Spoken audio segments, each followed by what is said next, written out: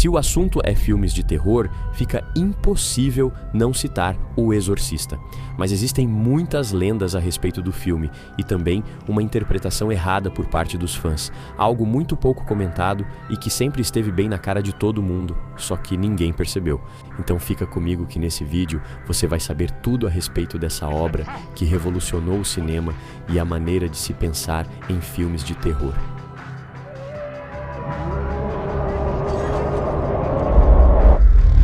Olá pessoas, sejam bem-vindos ao Lion. Aqui falamos sobre quadrinhos e curiosidades do universo da cultura pop. Se gosta do nosso conteúdo, não deixe de se inscrever neste canal. Queremos fazer disso aqui uma grande família. A sinopse do filme O Exorcista narra o caso de Regan MacNeil, uma menina de 12 anos que começa a exibir comportamentos estranhos após brincar com um tabuleiro Ouija.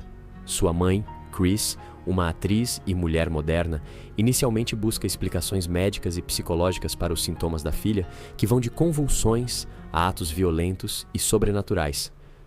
Quando a ciência falha, Chris recorre ao padre Damien Carras, um jesuíta em crise de fé, que, após investigação, conclui que Regan está possuída por um demônio. Ele então pede ajuda ao experiente padre Lancaster Merrin, um exorcista que já enfrentou forças malignas antes.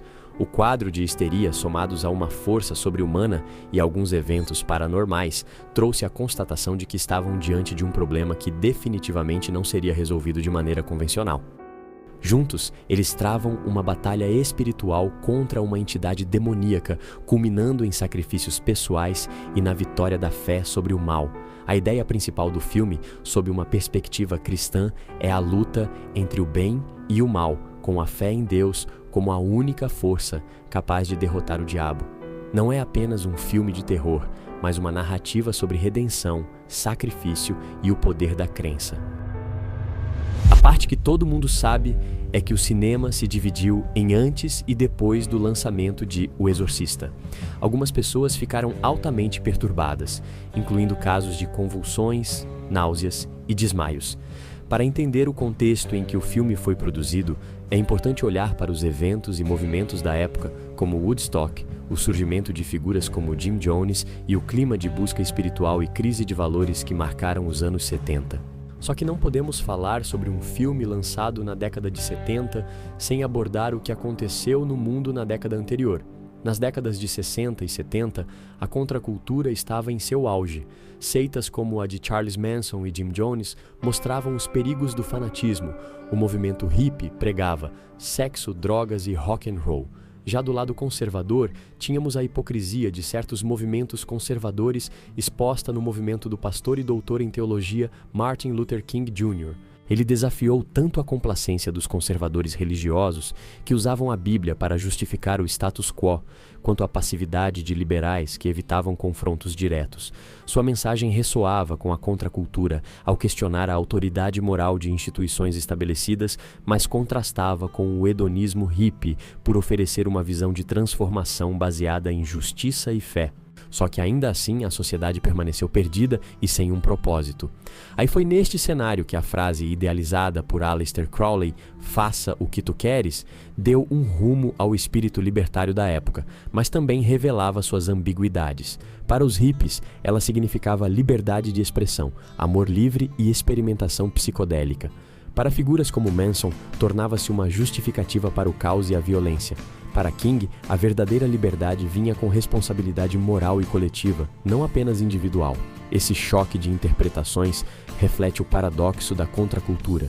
Ao mesmo tempo em que buscava libertação, muitas vezes caía em excessos ou era cooptada por líderes carismáticos com agendas destrutivas. Com isso surgiram outros movimentos, como a popularização da nova era, do Hare Krishna e até do satanismo, impulsionado por figuras como Anton LaVey, que fundou a Igreja de Satã em 1966, tudo isso coexistindo junto a um cristianismo tradicional em crise. O sonho de Woodstock deu lugar a uma sensação de vazio e incerteza, o que abriu espaço para questionamentos espirituais mais profundos. E é aqui onde aterrissamos na conclusão de que O Exorcista foi um filme necessário. A percepção aguçada de William Peter Blatty jogou uma luz sobre a necessidade de falar sobre o demônio. ele também capturou o vazio espiritual de uma era em turbulência.